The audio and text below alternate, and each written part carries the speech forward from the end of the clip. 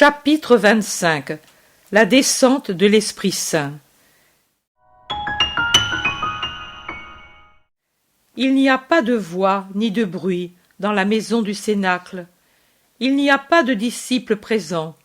Du moins, je n'entends rien qui me permette de dire que dans les autres pièces de la maison sont rassemblées des personnes. Il y a seulement la présence et les voix des 12 et de Marie très sainte, rassemblés dans la salle de la scène.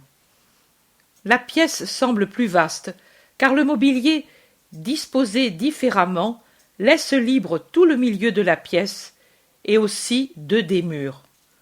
Contre le 3e, on a poussé la table qui a servi pour la scène, et entre eux et les murs, et aussi aux 2 côtés les plus étroits de la table, on a mis les lits-sièges qui ont servi à la scène, et le tabouret qui a servi à Jésus pour le lavement des pieds. Pourtant, ces lits ne sont pas disposés perpendiculairement à la table comme pour la scène, mais parallèlement, de façon que les apôtres puissent rester assis sans les occuper tous, en laissant pourtant un siège, le seul mis verticalement par rapport à la table, tout entier pour la Vierge bénie, qui est au milieu de la table, à la place qu'à la scène occupait Jésus. Il n'y a pas de nappe ni de vaisselle sur la table. Les crédences sont dégarnies et aussi les murs, de leurs ornements. Seul le lampadaire brûle au centre, mais avec la seule flamme centrale allumée. L'autre cercle de petites lampes, qui sert de corolle au bizarre lampadaire, est éteint. Les fenêtres sont fermées et barrées par une lourde barre de fer qui les traverse. Mais un rayon de soleil s'infiltre hardiment par un petit trou et descend comme une aiguille longue et fine jusqu'au pavé où il dessine une tache lumineuse. La Vierge, assise seule sur son siège, a à ses côtés, sur des sièges, Pierre et Jean, Pierre à droite, Jean à gauche. Matthias, le nouvel apôtre, est entre Jacques d'Alphée et le Thaddée. La Vierge a devant elle un coffre large et bas, de bois foncé et qui est fermé. Marie est vêtue de bleu foncé. Elle a sur ses cheveux son voile blanc et par-dessus un pan de son manteau. Les autres ont tous la tête découverte. Marie lit lentement à haute voix, mais à cause du peu de lumière qui arrive jusque-là, je crois plutôt qu'au lieu de lire, elle répète de mémoire les paroles écrites sur le rouleau qu'elle tient déplié. Les autres la suivent en silence, en méditant. De temps à autre, ils répondent si le cas se présente. Marie a le visage transfiguré par un sourire extatique. Qui sait ce qu'elle voit, de si capable d'allumer ses yeux comme de claires étoiles et de rougir ses joues d'ivoire comme si une flamme rose se réfléchissait sur elle? C'est vraiment la rose mystique. Les apôtres se penchent en avant, en se tenant un peu de biais, pour voir son visage pendant qu'elle sourit si doucement et qu'elle lit. Sa voix semble un cantique angélique. Pierre en est tellement ému que de grosses larmes tombent de ses yeux et, par un sentier de rides gravé aux côtés de son nez, elles descendent se perdre dans le buisson de sa barbe grisonnante. Mais Jean reflète son sourire virginal et s'enflamme d'amour comme elle pendant qu'il suit du regard ce que lit la Vierge sur le rouleau, et, quand il lui présente un nouveau rouleau, il la regarde et lui sourit. La lecture est finie. La voix de Marie s'arrête et on n'entend plus le bruissement des parchemins déroulés et enroulés. Marie se recueille en une oraison secrète, en joignant les mains sur sa poitrine et en appuyant sa tête contre le coffre. Les apôtres l'imitent. Un grondement très puissant et harmonieux qui rappelle le vent et la harpe et aussi le chant d'un homme et le son d'un orgue parfait résonnent à l'improviste dans le silence du matin. Ils se rapprochent, toujours plus harmonieux et plus puissants, et emplissent la terre de ses vibrations. Il les propage et il les imprime à la maison, aux murs, au mobilier. La flamme du lampadaire, jusqu'alors immobile dans la paix de la pièce close, palpite comme investie par un vent, et les chaînettes de la lampe tintent en vibrant sous l'onde du son surnaturel qui les investit. Les apôtres lèvent la tête effrayés. Ce bruit puissant et très beau, qui possède toutes les notes les plus belles que Dieu ait données au ciel et à la terre, se fait de plus en plus proche. Alors certains se lèvent, prêts à s'enfuir.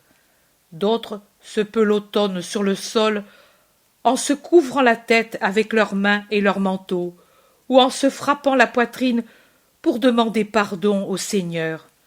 D'autres encore se serrent contre Marie, trop effrayés pour conserver envers la toute pure cette retenue qu'ils ont toujours eue. Seul Jean ne s'effraie pas, car il voit la paix lumineuse de joie qui s'accentue sur le visage de Marie, qui lève la tête en souriant à une chose connue d'elle seule, et qui ensuite glisse à genoux en ouvrant les bras, et les deux ailes bleues de son manteau ainsi ouverts s'étendent sur Pierre et Jean, qui l'ont imité en s'agenouillant. Mais tout ce que j'ai gardé en détail pour le décrire s'est passé en moins d'une minute. Et puis, voilà la lumière, le feu, l'Esprit Saint qui entre avec un dernier bruit mélodieux sous la forme d'un globe très brillant et ardent dans la pièce close, sans remuer les portes et les fenêtres, et qui plane un instant au-dessus de la tête de Marie, à environ 3 palmes de sa tête, qui est maintenant découverte, car Marie, voyant le feu Paraclet, a levé les bras comme pour l'invoquer, et a rejeté la tête en arrière avec un cri de joie, avec un sourire d'amour sans bornes. Et après cet instant où tout le feu de l'Esprit Saint, tout l'amour est rassemblé au-dessus de son épouse, le globe très saint se partage en 13 flammes mélodieuses et très brillantes, d'une lumière qu'aucune comparaison terrestre ne peut décrire, et descend pour baiser le front de chaque apôtre. Mais la flamme qui descend sur Marie n'est pas une flamme dressée sur son front qu'elle baise, mais une couronne qui entoure et ceint comme un diadème sa tête virginale, en couronnant comme reine la fille, la mère, l'épouse de Dieu, la Vierge incorruptible, la toute belle, l'éternelle aimée et l'éternel enfant que rien ne peut avilir, et en rien celle que la douleur avait vieillie, mais qui est ressuscitée dans la joie de la résurrection, partageant avec son Fils un accroissement de beauté et de fraîcheur, de la chair, du regard, de la vitalité, ayant déjà une anticipation de la beauté de son corps glorieux monté au ciel pour être la fleur du paradis. L'Esprit Saint fait briller ses flammes autour de la tête de l'aimé. Quelle parole peut-il lui dire? Mystère. Son visage béni est transfiguré par une joie surnaturelle et rit du sourire des séraphins, pendant que des larmes bienheureuses semblent des diamants qui descendent le long des joues de la bénie, frappées comme elles le sont par la lumière de l'Esprit Saint. Le feu reste ainsi quelque temps, et puis il se dissipe. De sa descente, il reste comme souvenir un parfum qu'aucune fleur terrestre ne peut dégager, le parfum du paradis. Les apôtres reviennent à eux. Marie reste extasiée. Elle croise seulement les bras sur sa poitrine, ferme les yeux, baisse la tête. Elle continue son colloque avec Dieu, insensible à tout. Personne n'ose la troubler.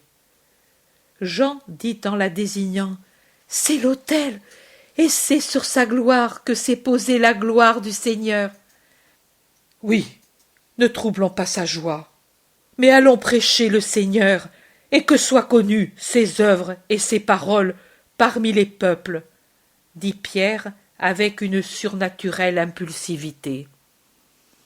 Allons, allons, l'Esprit de Dieu brûle en moi, dit Jacques d'Alphée, et il nous pousse à agir, tous. Allons évangéliser les gens.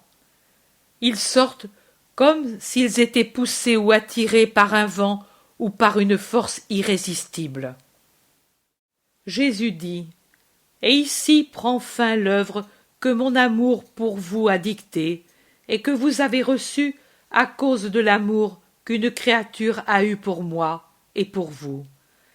Elle se termine aujourd'hui. Commémoration de sainte Zite de Luc, humble servante qui servit son Seigneur dans la charité, dans cette église de Luc, dans laquelle j'ai amené, de lieux lointains, mon petit Jean, pour qu'il me serve dans la charité, et avec le même amour de sainte Zite pour tous les malheureux. » Zite donnait son pain aux pauvres, en se souvenant que je suis en chacun d'eux, et bienheureux seront à mes côtés ceux qui auront donné du pain et à boire à ceux qui ont soif et faim. Marie-Jean a donné mes paroles à ceux qui languissent dans l'ignorance ou dans la tiédeur, ou le doute en matière de foi, en se rappelant ce qui est dit par la sagesse, que ceux qui se donnent du mal pour faire connaître Dieu brilleront comme des étoiles dans l'éternité, en glorifiant leur amour, en le faisant connaître et aimer, et à beaucoup de gens. Et elle se termine aussi aujourd'hui, jour auquel l'Église élève sur les autels le pur lys des chants, Marie-Thérèse Goretti, dont la tige fut brisée alors que la corolle était encore en bouton. Et brisée par qui, sinon par Satan, envieux de cette candeur qui resplendissait plus que son ancien aspect angélique? Brisée parce que sacrée pour son divin amant. Marie, vierge et martyre de ce siècle d'infamie, où on méprise même l'honneur de la femme en crachant la bave des reptiles, pour nier le pouvoir de Dieu de donner une demeure inviolée à son Verbe qui s'est incarné par l'œuvre de l'Esprit Saint pour sauver ceux qui croient en lui. Marie-Jean aussi est victime de la haine qui ne veut pas que l'on célèbre mes merveilles avec l'œuvre, arme puissante pour lui arracher tant de proies. Mais Marie-Jean sait aussi, comme le savait Marie-Thérèse, que le martyr, quelque nom et quelque aspect qu'il est une clé pour ouvrir sans retard le royaume des cieux à ceux qui le souffrent pour continuer ma passion. L'œuvre est finie, et avec sa fin, avec la descente de l'Esprit Saint, se conclut le cycle messianique que ma sagesse a éclairé depuis son aube, la conception immaculée de Marie, jusqu'à son couchant, la descente de l'Esprit Saint.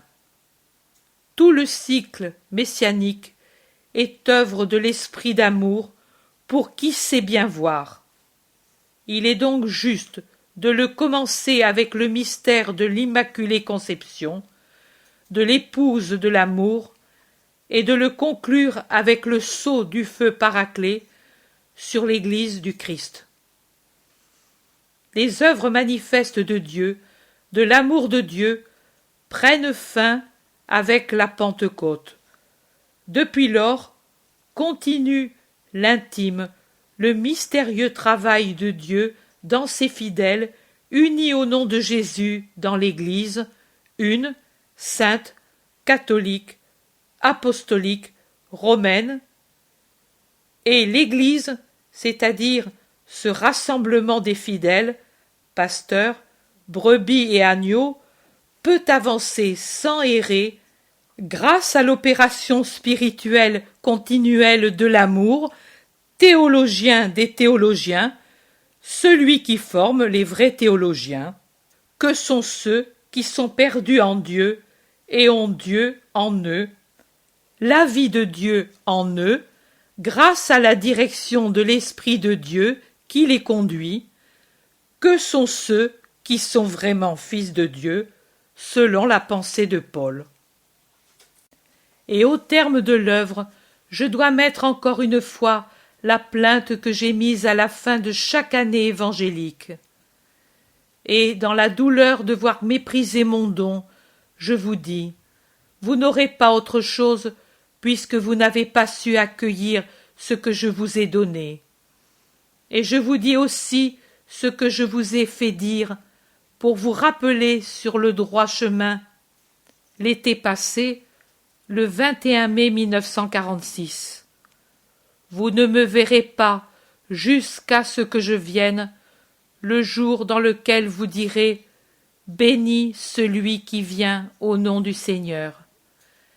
L'œuvre est finie aujourd'hui, 27 avril 1947, Viareggio, Via Frati 113, Marie Valtorta.